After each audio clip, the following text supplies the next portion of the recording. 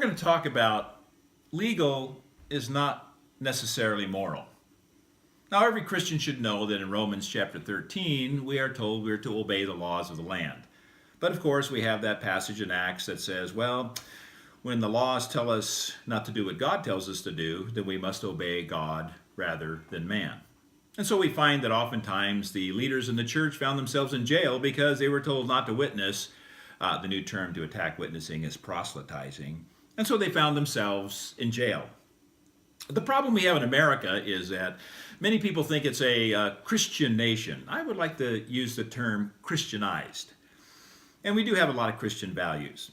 And some people misunderstand the fact that, well, if America says it's okay, it must be okay for the Christian. And that's not true. I have a couple documents that I really enjoy reading.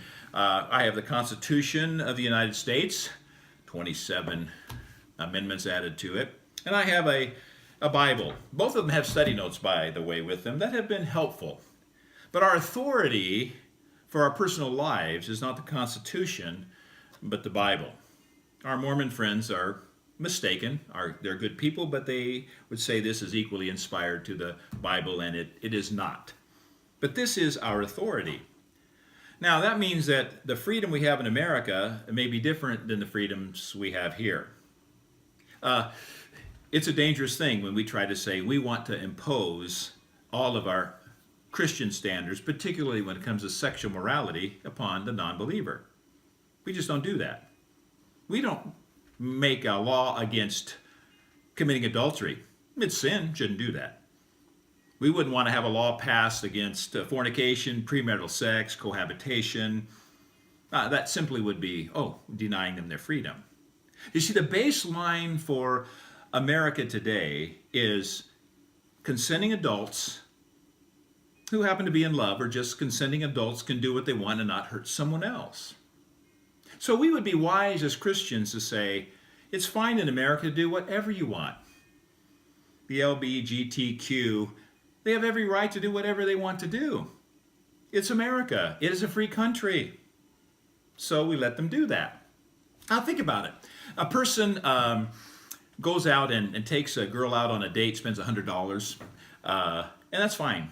They're expected to go to bed and get involved in some sexual activity. Another guy gives $100 to a prostitute, and he could get arrested. Now, they're both consenting adults. Am I promoting prostitution? No, I'm just simply telling you that there's no moral reason why you would forbid either one of those. The reality is, once that becomes the moral baseline, we're going to find a lot of areas of freedom, but that doesn't mean that the Christian is going to do that any more than they should be living together, having sex before marriage, committing adultery, or all of the other areas of incest and homosexuality and any other sin. So I'm just here to tell you that we need to be very, very careful. We would be wise to say, you're free to do that.